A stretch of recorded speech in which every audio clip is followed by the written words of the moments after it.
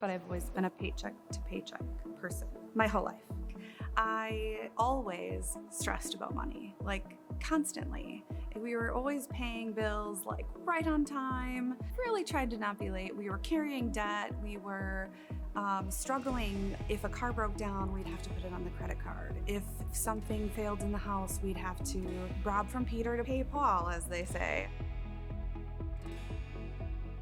I was in the banking world for 15 years. I'd worked up kind of through the ranks, and God was like, no, you're not supposed to be doing this. So I was in this sermon series, and I heard him say, Mindy, take care of my people. And to me, that was my calling to go become a nurse.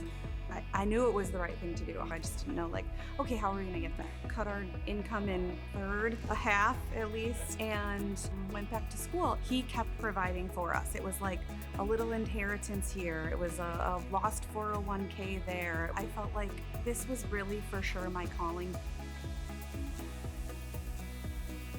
Pastor Andrew gave a message about the 80-20 rule. It's basically about living on 80% of your income, and you take the other 20% off the top, and you don't think about it. You give 10% away, and you save 10%.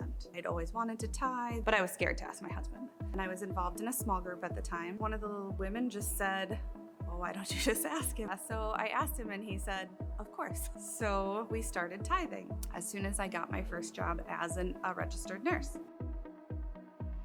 I was working for a hospital. Several months into the job, I discovered that it was not a good place for me to be. So I ended up putting in my 2 weeks notice. So the fact that I had saved 10% and given away 10% allowed me to be able to put in my 2 weeks without having a job. And now I work in a clinic.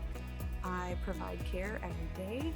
It is absolutely 100% my calling and exactly where I'm supposed to be right now.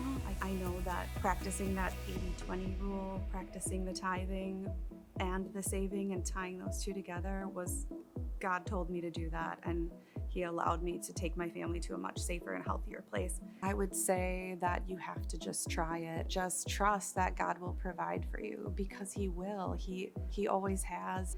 He will.